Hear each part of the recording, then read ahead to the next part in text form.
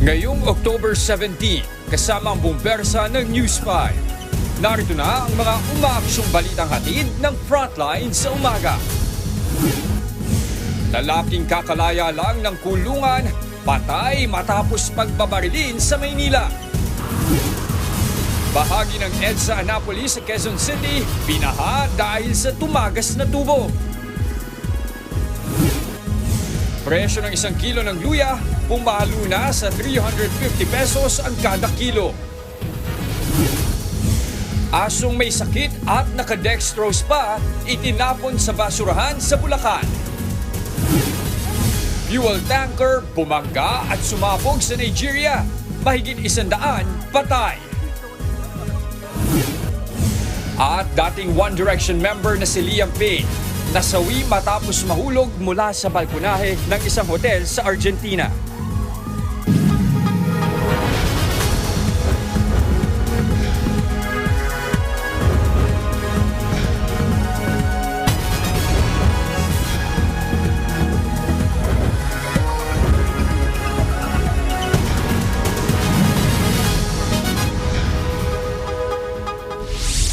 Patay sa pamamaril ang isang lalaki sa Baseco sa Maynila. Ang biktima na pag-alamang kakalaya lang matapos maareglo ang kinaharap na kasong murder. Naaresto naman ang isa sa 2 sospek sa krimen na pinagbantaan daw ng biktima bago ang pamamaril. Nasa frontline ng balitang yan si Dave Abuel. Duguan at wala ng buhay ng datnan ng mga otoridad ang lalaking yan sa isang eskinita sa Baseco Compound sa Maynila gabi nitong Martes. Nagtamo ng tama ng bala sa iba't ibang bahagi ng katawan ang biktimang si alias John. 2 ang itinuturing na suspect sa krimen, sina alias James at Ron. Sa investigasyon, lumabas na kalalaya lang ni alias John nito lang Biyernes matapos maareglo ang kasong murder. Suspect ang biktima sa hiwalay na kaso ng pamamaril sa Baseco rin nitong Marso lang. Tumayong testigo laban sa kanya ang isa sa mga suspect na si alias Ron sa murder case na yan. Matapos makalaya, pinagbantaan daw ni alias John si alias Ron dahil sa pagtestigo nito. Lumalabas inunahan lang siya nitong suspect dahil nga po pinagbabantaan niya itong buhay nitong ating suspect, sir. Sa ikinasang follow-up operation ilang oras matapos ang krimen, nahuli ng otoridad ang 26 anyos na si alias Ron. Giit niya, wala silang alitan ni alias John matapos ang kaso. Nagpasalamat na po yun sa amin dahil nakalaya siya agad. Niyakap pa nga ako niyan eh. Depensa pa ng suspect, imposibleng masangkot siya sa pamamaril dahil nasa loob lang siya ng bahay nang mangyari ang krimen. Itinuro rin niya ang isa pang suspect na si alias James. Hinuli ako dahil may alam daw ako sa pangyayari na yan. Hindi naman ako bumaril dyan, si James. Hawak na ng homicide section ng Manila Police District si alias Ron na posibleng maharap sa reklamo murder. Pinaghahanap naman ng isa pang suspect na si alias James. Nagbabalita mula sa frontline, Dave Abuel, News 5. Arestado ang 3 suspect sa magkahiwalay na operasyon kontra droga sa Rizal. Ang mga suspect na aresto na rin daw noon sa kaparehong kaso pero nakalaya. Nasa frontline ng balitang yan, si Ian Suyu. Walang kawala ang 2 lalaking nakasakay sa motor matapos arestuhin ng mga operatiba sa Tanay Rizal Martes ng gabi. Nasa kote sa ikinasang buy-bust operation si alias Nico, 58 anyos, pati ang pamangkin niyang si alias Doy, 20 anyos. Nakuha sa kanila ang budel money na ginamit sa buy-bust, pati ang isang pakete ng sigarilyo na may lamang sachet ng shabu. May halaga itong nasa 680,000 pesos. Ayon sa mga pulis, online ang bentahan ng droga. Ang source ng kanilang binibentang shabu is Pasig. Binibenta nila doon sa mga sa Tanay through online. Kakalaya lang din daw ni alias Nico noong nakaraang taon dahil din sa parehong kaso. Inamin naman ng suspect na may dati siyang record at runner siya ng droga. Aminado rin siya na mali ang kanyang ginawa. May nagalok po. Inuudyokan po ako ng mga tropa. Hindi po ako nagbebenta. Ako po tagadala lang po ako sa mga customer ng boss namin. Itinanggi naman ni alias Doy na sangkot siya sa racket ng kanyang tsuhin. Nadamay lang din daw siya sa hulihan. Bibili po ng ulam sa palengke po. Nakita ko na lang po, nilapitan po siya ng mga lalaki po. Kasi sinama na rin po ako. Nasama lang po ako, gawa nung kasama po ako sa may pinagtatrabahan po nila. Inaaresto ka namin ha. Sa hiwalay namang operasyon sa Antipolo, nasabat sa isang drug suspect ang halos 600,000 halaga ng shabu noong Lunes. Nakuha mula kay alias Jeric ang 13 pakete ng hinihinalang ilegal na droga, pati na rin ang isang cellphone at marked money sa operasyon. 2 linggo raw binantayan ng pulisya ang 41 anyos na suspect at bukod sa Antipolo, may operasyon din daw ang suspect sa Cainta. Nahuli na rin siya noong 2021 sa kaparehong kaso at umamin sa maling gawain. Well, nahuli na to nung nakaraan at nakapag-apply lang ng plea bargaining sa korte. Paglabas niya and na-monitor uli na he's into illegal drugs. Makaharap ang mga nahuli sa paglabag sa Comprehensive Dangerous Drugs Act. Nagbabalita mula sa Frontline, Ian Suyo, News 5. Mga kapatid, sa mga nag-iisip po palang na lulutuin yung ulam para sa tanghalian, well, konting adjustment lang po ng budget dahil medyo po tumaas na raw ang presyo ng ilang gulay, lalo na po ang luya. At para sa update, live mula sa Paco Market sa Maynila, nasa frontline ng balitang yan, si Dave Abuel. Dave, magkano ba ang tinaas ng luya at ang ibang gulay dyan? Andre, umaaray ngayon ang bulsa ng mga mamimili rito sa Paco Market sa Maynila. Tumaas kasi ang presyo ng ilang gulay, lalo na ang presyo ng luya. Pumalo na ngayon sa 280 pesos ang presyo ng kada kilo ng luyang tuyo o luyang lokal. Dati nasa 120 pesos lang daw yan ayon sa mga nagtitinda rito sa Paco Market. Sabi ng pinag-aangkatan nila, tumaas daw ang presyo dahil kakaunti ang supply. Kaya naman imported na lang ang kanilang inaalok na 140 pesos lang ang kada kilo. Tumaas rin daw yan sa dating 100 pesos. Pero may ilang mamimili na luyang tuyo pa rin ang hanap dahil mas malasa raw ito kaysa sa imported. Bukod sa luya, tumaas rin ang presyo ng kada kilo ng ilang gulay gaya ng kamatis mula 50 pesos. Ngayon ay 150 pesos na. 360 pesos na ang kilo ng siling labuyo na dating 120 pesos lang. Ang broccoli, 450 pesos na. 300 pesos lang yan dati. 100 piso naman ang kilo ng repolyo na 50 pesos lang dati. Nagmahal daw ang presyo ng mga yan dahil sa epekto ng ulan dala ng mga nakaraang bagyo. Samantala, bumaba naman ang presyo ng gulay Tagalog na talong at ampalaya na dating 180 pesos per kilo. Ngayon ay 80 pesos na lang ang mga yan. Ang sitaw na 200 pesos dati, 160 pesos na lang. Ang okra at pechay, 60 pesos na lang ang kada kilo mula sa dating 120 pesos. Marami raw ang supply ngayon ng mga ito kaya bagsak presyo. Ayon sa ilang mamimili dahil mataas ang presyo ngayon ng luya, pakonti-konti na lang muna sila sa pagbili. Hindi raw kasi ito pwedeng hindi bilhin lalo't kailangan ito para mawala ang lansan ng lulutuin. So magliles na lang tayo ng gamit ng luya. Importante siya sa mga pagkain na malalansa. 1/2, doon ngayon 1/4 na lang. Andre, sabi naman ng mga tindero dito sa Paco Market, umaasa silang hindi na tumaas o lumagpas pa sa 300 pesos ang presyo ng luyang lokal. Mahihirapan na rin daw kasi silang ibenta ito kung ganyan ang presyuhan. Andre. Maraming salamat, Dave Abuel. Patuloy ang pag-aayos ng Manila Water sa tumagas na tubo sa EDSA Annapolis. Naperwisyo pa nga ang mga motorista dahil sa umapaw na tubig sa highway. Para sa ibang detalye, nasa frontline ng balitang yan si Hannibal Talete. Hannibal, kumusta ang sitwasyon dyan? Jess, magdamag na basa ang kalsada doon sa bahagi ng EDSA Annapolis. Sa bahagi ito ng San Juan, at dahan-dahan na pagdaan ng mga sasakyan dito sa lugar dahil nga sa patuloy na pagsirit ng tubig mula sa gitna ng kalsada. Ayon sa MMDA, dahil yan sa kinukumpuning tubo ng water concessionaire na Manila Water matapos magkatagas. Kagabi pa sinimulan ang pagkukumpuni ng tagas sa tubo. Kabilang sa mga ginawa ay ang cutting, excavation, dewatering at iba pang repair and restoration works. Sa dami ng lumalabas na tubig, naiipon na ito sa bahagi ng bike lane. Ayon sa Manila Water, magpapatuloy ang pagre-repair hanggang sa October 30. Kaya asahang patuloy pang mararanasan ng madulas na daan at ang pag-ipon ng tubig sa ilang bahagi ng lugar. Sabi ng Manila Water, gagawin ang pagkukumpuni sa tumagas na tubo mula alas 10 ng gabi hanggang alas 4 ng madaling araw para hindi makaabala sa karaniwang daloy ng trapiko roon. Samantala, pinapayuhan ng mga motorista na maghanap ng alternatibong ruta. Parang dahil nga nagpapatuloy ang pagkumpuni sa tumagas na tubo dito. Samantala, Jess, bigyan na kita ng sitwasyon ng traffic dito sa lugar. Mula dyan sa may bahagi ng Cubao hanggang sa makarating dito sa may EDSA Santolan ay mabagal na ang usad ng mga sasakyan. At pagsapit ka dito sa may EDSA Annapolis, kung saan may tumagas sa tubig, may pagbabagal dito ng daloy ng mga sasakyan. At pagdating naman sa may bahagi ng EDSA flyover sa Ortigas, mabagal na rin ang daloy ng mga sasakyan. Jess.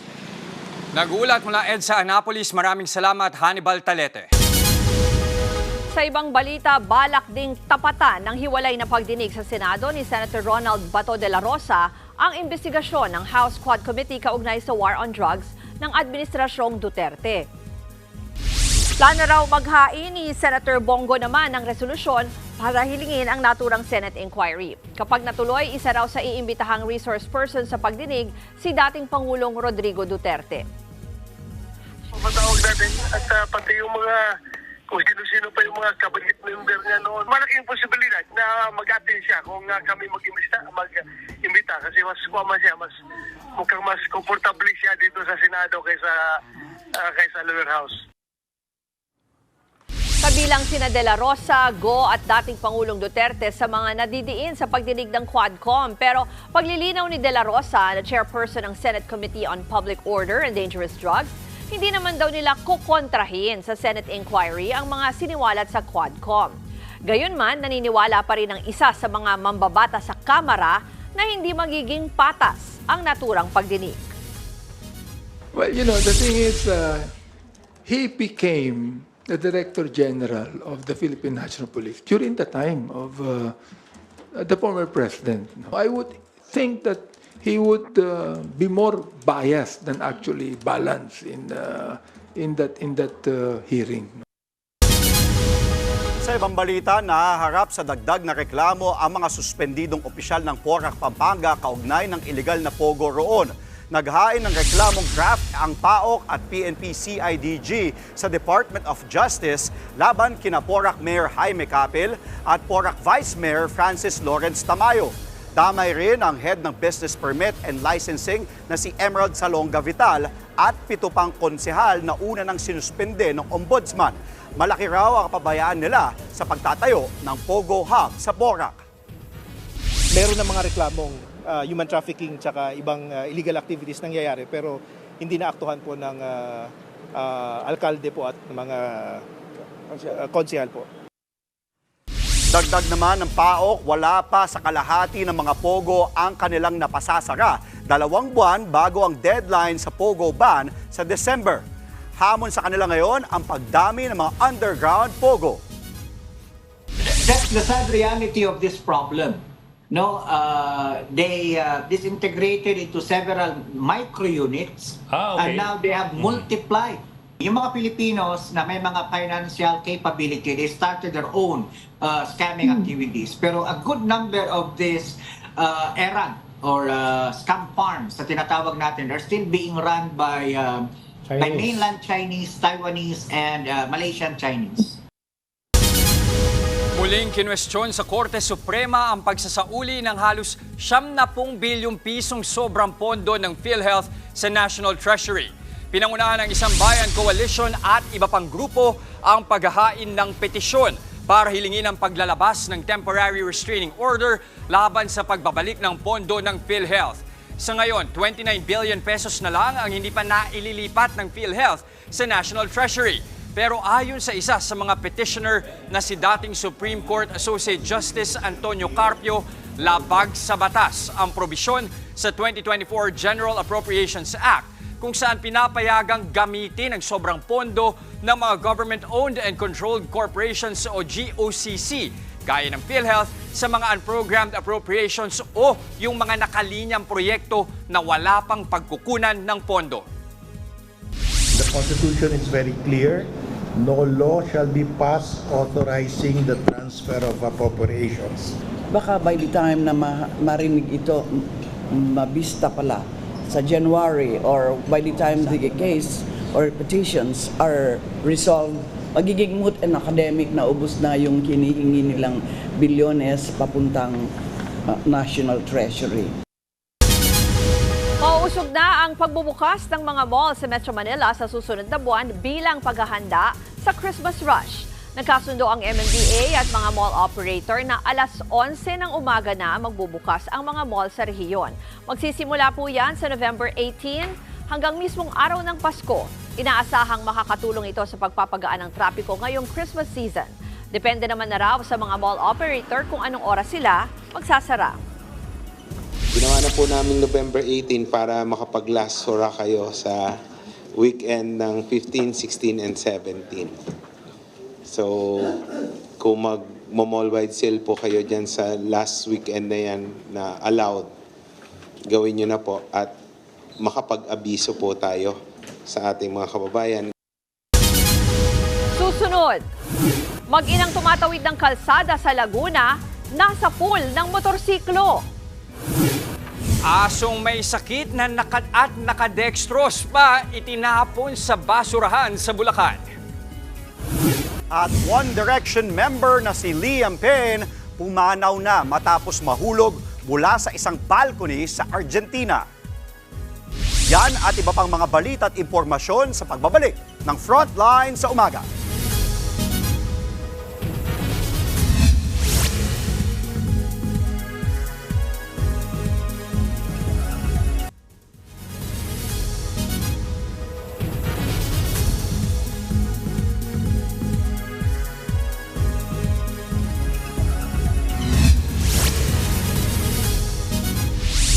Sugatan ng isang babaeng naka-wheelchair at anak niya matapos silang masagasaan ng motorsiklo habang tumatawid sa Nagcarlan, Laguna. Yan at iba pang disgrasyang nasa pool sa CCTV sa report ni Gary De Leon. Kita sa kuwang ito ng CCTV na tumatawid ang babaeng ito habang tulak ang nanay niya na naka-wheelchair sa gilid ng kalsada sa Nagcarlan, Laguna. Ilan saglit pa. Nasa pool sila ng motorsiklo. Tumilapon sa kalsada ang mag-ina. Sumemplang naman ang rider. Nadala na sa ospital ang mag-ina na nasugatan at nabalian sa katawan. Nakipag-areglo na ang rider sa mga biktima. Tumatawid din ang isang babaeng senior citizen sa Santa Barbara, Pangasinan nang mabangga naman ng ambulansya. Tumilapon ang biktima sa lakas ng pagbangga. Hindi agad nakapreno ang ambulansya kaya bagya pang nagulungan ang babae. Agad namang tumulong ang mga pulis na nasa katapat na presinto. Naisugod pa ang biktima sa ospital pero idiniklara ring dead on arrival. Inaresto naman ang driver at sinampahan ng reklamong reckless imprudence resulting in homicide. Pero pansamantala siyang nakalaya matapos magpiyansa. Naglalaro ang mga batang yan sa bakal ng railing sa Fishport sa Barangay Pasil, Cebu City nitong Lunes. Maya-maya pa, bumagsak ang bakal at nadaganan ang batang nakapulang shirt. Napatakbo ang mga residente at agad na inaangat ang railings. Isinugod sa ospital ang 4 na taong gulang na biktima pero namatay rin kalaunan. Sa pagsisiyasat ng Cebu City Police, napag-alamang pangalawang beses nang may batang namatay dahil sa railings na nagsisibing barikada sa parking lot ng palengke. Iniimbestigahan na kung may kapabayaan ba ang pamunuan ng palengke. Inalis na ng Cebu City LGU ang railings para hindi na maulit ang disgrasya. Nagbabalita mula sa Frontline, Gary De Leon, News 5. Posibleng tinamaan ng human anthrax virus infection ang mag-amang kumain ng double-dead na karne ng kalabaw sa Santo Niño, Cagayan. Ayon sa Provincial Health Office, nakuha ng mag-ama ang karne sa isang magsasaka na nagbenta nito matapos makitang patay ang isa niyang alaga. Ilang araw matapos kainin ng karne, nakaranas na ng sintomas ang mag-ama. Kabilang dyan ang lagnat, panginginig, panghihina at mga black lesions o maitim na sugat. Nadala na sa ospital ang mag-ama at bumubuti na ang kalagayan. May higit 100 residente pang nakabili ng double-dead na karne pero hindi naman nila ito niluto. Kinuha na ng mga health officials ang mga karne para sa pagsusuri. Isang asong may sakit ang tinapon sa basurahan sa Bulacan. Ayon sa Animal Kingdom Foundation, natagpuan ang aso na may nakakabit pang dextrose. Sinilid daw ito sa garbage bag. Nakita raw ng concerned citizen na gumagalaw ang garbage bag kaya sinilip niya ang laman nito. Doon niya na nakita ang aso na naghihingalo. Dinala na sa veterinary clinic ang aso na may sakit daw na distemper. Critical ang kondisyon nito sa ngayon.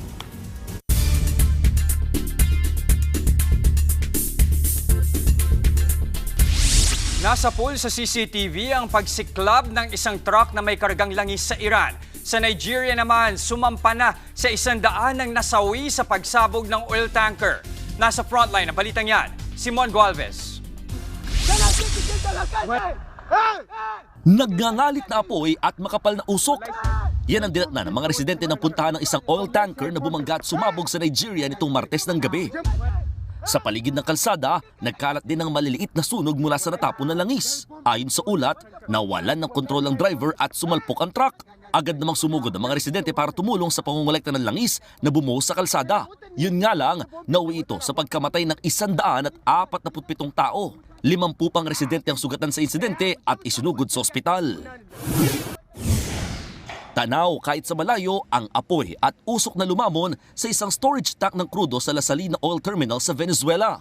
Ayon sa ulat, umaga pa lang nitong Martes ay sumiklab na ang apoy. Pero pahirapan daw ang pag-apula sa apoy lalo't nangyari ito sa gitna ng bagyo. Kaya naman, hindi bababa sa 21 empleyado, bombero at mga residente ang nasaktan sa insidente. Hindi raw itong unang pagkakataon na natupukan na turang pasilidad. Madalas daw talagang may nauulat na sunog at power outage dahil luma na mga oil production sites, refineries at mga terminal sa lugar. Nakuha na naman sa CCTV ang pagliyab ng isang gasoline tanker sa isang oil refinery sa Iran. Nakatayo ang dalawang operator sa ibabaw ng truck nang biglang sumiklab ang maliit na apoy. Hindi nagtagal bago sumabog ang truck at nilamon ng apoy ang pasilidad. Ayon sa ulat, sumiklab ang apoy matapos bumangga ng truck sa tangke ng gasolina sa refinery. Isa ang patay habang 6 ang sugatan sa aksidente. Nagbabalita mula sa frontline, Mon Gualvez, News 5.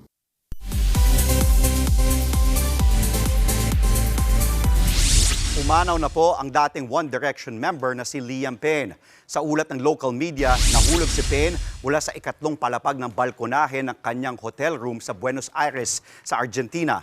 Bago ito, nakatanggap daw ng tawag ang mga pulis doon tungkol sa isang agresibong lalaking posibleng nasa impluwensya ng droga at alak. Nitong buwan lang, dumalo si Payne sa concert ng dating kabandang si Niall Horan sa Buenos Aires. Sumikat si Payne matapos makuha ang ikatlong pwesto sa X Factor UK noong 2010 na siyang nagdala sa kanya sa 1D. Nagdisband ang grupo noong 2016. Susunod, Lisa ng Blackpink. Trending agad ang performance sa Victoria's Secret Fashion Show. At asong pinagdamutan ng ulam, nag-attitude. Tuloy-tuloy lang ang paghahatid namin ng balita at impormasyon dito sa Frontline sa umaga.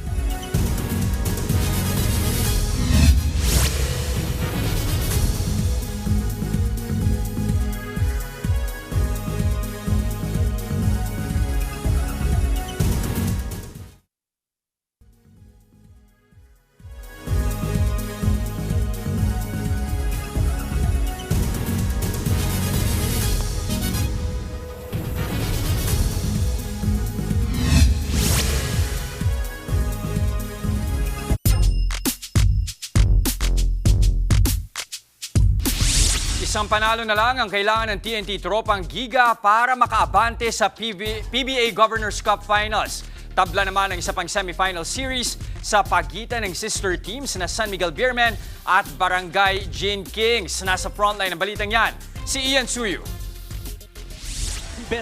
Mainit ang naging bakbakan ng TNT Tropang Giga at Rain or Shine Elasto Painters sa Game 4 ng PBA Governors Cup Semifinals. Di kita ng laban hanggang sa dulo ng laro kung saan dinakdak ng reigning best import na si Ronde Hollis Jefferson ang bola sa huling 37 segundo para mapalamang ang TNT. Hindi naman na nakascore sa mga sumunod nilang tsansa ang Rain or Shine, dahilan para makalusot ang Tropang Giga 81-79. Dahil dyan, isang panalo na lang ang kailangan ng TNT para makapasok sa PBA Finals. Hawak nila ngayon ang 3-1 series lead. All around ang naging performance ni Hollis Jefferson matapos umiscore ng 23 points, 19 rebounds, 5 assists, 5 steals at 5 blocks. It was a grind and we just kept reminding the players to stick with it. I'm just playing hard.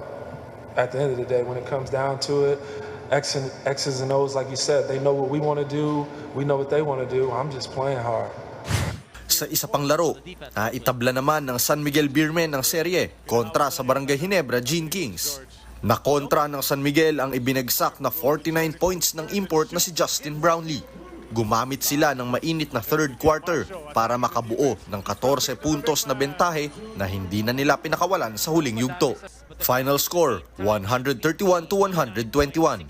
Tabla na sa tig 2 games ang serye ng sister teams. Nagtala si Junmar Fajardo ng 29 points at 16 rebounds. May 27 points naman ang import na si EJ Anosike sa kabila ng sore ankle. Kasado na ang Game 5 ng semis bukas, Biyernes sa Inares Center sa Antipolo.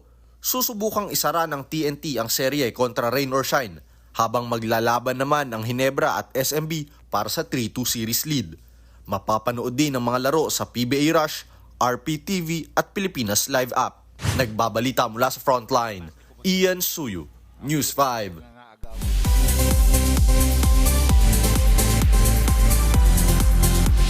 Rockstar ang datingan ni Blackpink member Lisa sa pagbabalik ng sikat na fashion show ng isang lingerie brand. Sa mismong runway,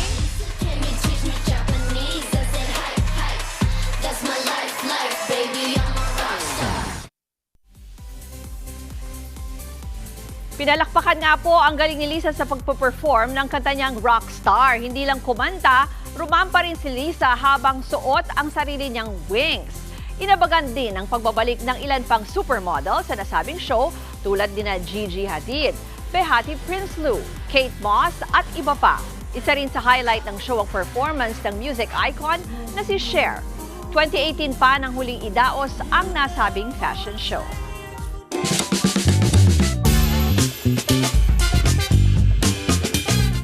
Alam natin to, no, na talagang may mga tao na parang pamilya na kung tratuhin ang ating mga fur baby. Lalo na sa mga Pinoy, di ba? Pero hindi naman maiiwasan sa pamilya na magkapikunan, di ba? Madalas nangyayari sa amin ni Booker to eh. Mga kapatid, gaya din po ng babae at asong ito na kung umasal ay para magkapatid. Effort na effort ang babaeng yan na itago ang pagkain niya mula sa alagang aso na pilit sinisilip yung plato niya. Parang napikon tuloy ang fur baby at tinulak ang babae bago niya ito lubayan. Natawa naman ang netizen sa attitude ng aso para bang hinamon daw si ate na siya na lang ang kumahol sa gabi. Hirit ng iba, parang hindi naman pamilya kung magtago ng pagkain. Babala na ibang comments, baka magsumbong ang aso kay mama. Paliwanag naman ng babae, kakatapos lang daw kumain ng kanilang fur baby. Kaya hindi na raw niya sana ito bibigyan ng pagkain. Ang galing nung pagkakat. Kaya nga timing eh. Talagang... Tapos patol naman si ate. Parang damot mo, ha? Oo, patol naman. Cute eh. Cute na cute. Kaya nga viral. Mga kapatid, 69 days na lamang po. At Pasko na.